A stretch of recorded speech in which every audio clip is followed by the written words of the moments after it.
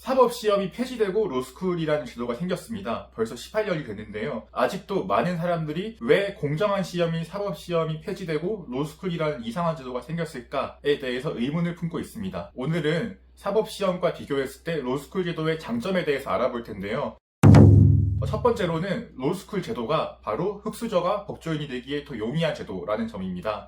우선 사법시험을 준비하러 간다고 생각해 봅시다. 신림동 고시촌에 가서 공부를 해야 되겠죠? 고시 학원도 다녀야 되겠고요. 그리고 학원비, 교재비, 독서실비 이런 것도 필요할 것이고요. 세 번째로는 자취방비, 생활비 이런 것들이 필요할 것입니다. 근데 문제는 사법시험을 준비하러 간다라고 했을 때 아무도 장학금을 주지 않는다는 것입니다. 내가 개인적으로 고시촌 들어가서 공부하겠다는데 누가 장학금을 주나요? 요즘에 행시 준비할 때도 장학금 주는 데가 없죠. 마찬가지로 사법시험을 준비할 때에도 장학금을 주는 그런 제도가 없습니다. 반면에 로스쿨의 경우에는 법학전문대학원이라는 학교의 틀 내에서 공부가 이루어지다 보니까 국가 차원의 장학금, 학교 차원의 장학금, 그리고 외부 장학재단 차원의 장학금이 있습니다. 제가 다녔던 로스쿨만 해도 1분위부터 10분위까지 중에서 1분위부터 5분위까지는 전액 장학금이 지급되었고 6분위부터 7분위까지는 반액 장학금이 지급되었습니다. 그 외에도 다양한 생활비 장학금이라든지 외부 장학금 등 제도가 단단히 있었기 때문에 돈이 내가 없다라고 하더라도 등록금이나 생활비에 대한 걱정을 덜 수 있었습니다. 그리고 또 가장 중요한 것은 대학교 기숙사 굉장히 저렴하죠. 대학교 학식도 굉장히 저렴하죠. 또 대학교 도서관 공짜죠. 그렇기 때문에 굉장히 돈을 절약하면서 공부를 할 수 있다. 그렇기 때문에 흑수저인 사람의 입장에서는 사법시험을 준비하는 것보다 로스쿨을 준비하는 것, 로스쿨에 들어가서 공부하는 것이 훨씬 더 싼 비용으로 법조인이 될 수 있다라는 측면에서 오히려 사법시험보다 로스쿨이 개천에서 용난다라는 측면에서 더 유리하다고 볼 수 있을 것 같습니다.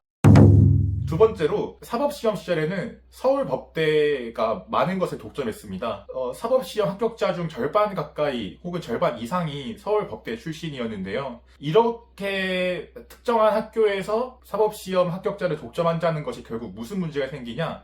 다 선후배 혹은 동기입니다. 그렇기 때문에 인맥이라는 게 생기고 또 연수원에 가서도 그 서울법대 인맥이 없어지지 않습니다. 심지어 판사, 검사, 변호사가 된 다음에도 서울법대 선후배 혹은 동기라는 사이가 없어지지 않습니다. 그로부터 여러 가지 문제점들이 파생될 수 있습니다. 반면 지금 로스쿨 체제에서는 로스쿨이 20개의 학교에서 2,000명이 배출됩니다. 그 중에 서울대 로스쿨은 150명에 불과하고요. 그 150명 중에서도 서울대 학부를 졸업한 사람은 100명밖에 못 뽑습니다. 제도가 그렇습니다. 그렇기 때문에 로스쿨 학생 2,000명 중에서 단 100명만이 서울대 학부, 서울대 로스쿨 출신이고 나머지 1,900명은 학부나 로스쿨이 서울대가 아니라는 겁니다.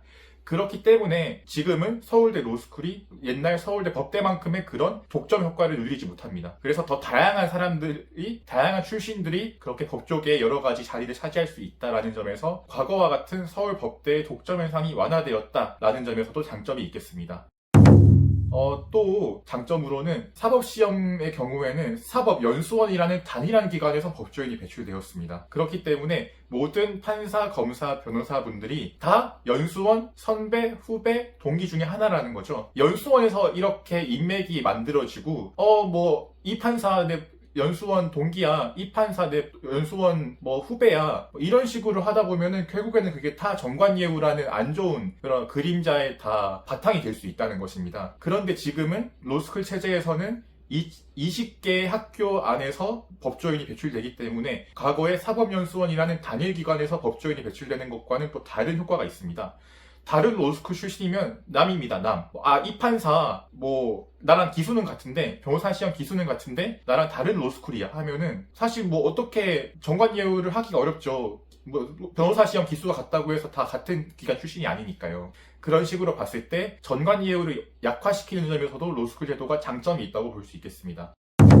또 마지막으로 또 로스쿨 제도의 특징은 학부 교육 과정을 정상화하고 이른바 고시 낭비 문제를 완화한다는 데에도 장점이 있습니다. 과거 사법시험 시절에는 명문대학교 학부생들은 1학년, 2학년 때부터 사법시험 준비에 매달리는 경우가 많았다고 합니다. 그렇기 때문에 1학년, 2학년 때 전공 공부를 해야 되는데도 괜히 법대 수업을 듣고 또 학원가에 가서 학원 강의를 듣고 하다 보니까 대학교 학부과정 교육이 좀 부실화되고 좀 정상화되지 못하는 부분이 있었습니다. 그러나 로스쿨이 도입되고 나서는 어쨌거나 로스쿨은 대학원이기 때문에 학부과정을 마쳐야 합니다. 그것도 학부과정을 우수한 성적으로 마쳐야만 로스쿨에 들어갈 수 있습니다.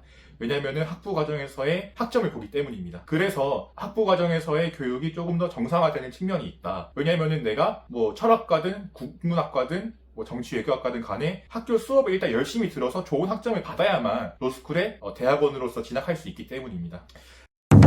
또 과거 사법시험 시절에는 사법고시 낭인이 많았죠. 어린 나이에 신림동 고시촌에 들어가서 공부를 하다가 재수, 삼수, 사수, 오수 이렇게 몇 년씩 시간을 보내고 30대, 40대가 되었는데 할 수 있는 거라고는 법 공부밖에 없고, 그렇다고 해서 시험을 합격하지 못했고, 그런 상황에서 실질적으로 사회의 잉여인간이 되는 문제가 있었습니다. 하지만 로스쿨의 경우에는 일단 대학을 졸업해야 되고 그 다음에 리트라는 시험을 친 다음에 들어가야 되는데, 이 리트라는 시험이 법적 지식을 물어보는 시험이 아닙니다. 어떻게 보면 IQ 테스트와 유사한 적성 시험이기 때문에 직장을 다니다가도 혹은 내가 다른 진로를 선택하고 다른 일을 하다가도 그냥 편하게 준비할 수 있습니다. 어차피 법을 로스쿨 들어간 다음에 배우는 거니까요. 그렇기 때문에 내가 좀 더 편하게 다른 일을 하다가도 로스쿨에 들어갈 수 있다라는 것은 결국에는 사법고시 시절과 같은 낭인의 문제를 피할 수 있다. 왜냐면은 내가 리트를 쳤는데 성적이 안 나와. 그러면 원래 하던 일 계속 하면 되는 거죠. 그렇기 때문에 고시 낭인의 문제를 로스쿨에서 상당히 완화되었다. 그리고 로스쿨에 입학한 다음에도 75%에서 80%의 사람들은 어쨌거나 8년 안에 법조인이 됩니다. 그런 측면에서도 굉장히 많은 사람들이 안정적으로 법조인의 진로를 꿈꿀 수 있다라는 점에서 장점이 있다고 볼 수 있겠습니다.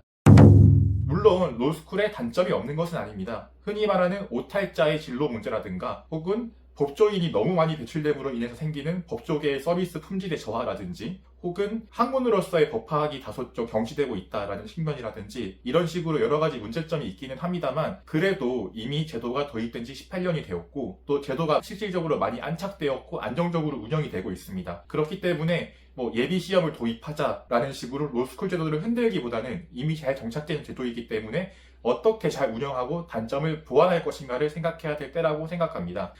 그런 점에서 로스쿨에 대한 오해도 좀 풀리기를 바라겠고요. 다시 한번 강조드리자면은 로스쿨은 흑수저가 법조인이 되기 굉장히 용이한 제도다. 두 번째는 서울법대의 독점이라든지 연수원 선후배 문화와 같은 법조계 병폐들이 사라질 수 있다. 세 번째로는 학부 교육 과정이 정상화되고 고시 낭인 문제가 해결될 수 있다. 이러한 장점들이 있기 때문에 로스쿨에 대해서 미워하는 마음을 조금 누그러뜨리시고 조금 더 응원해 주시는 그런 사람들이 많아지길 바라겠습니다. 오늘 주제가 마음에 드셨다면 댓글과 구독, 좋아요 부탁드리겠습니다.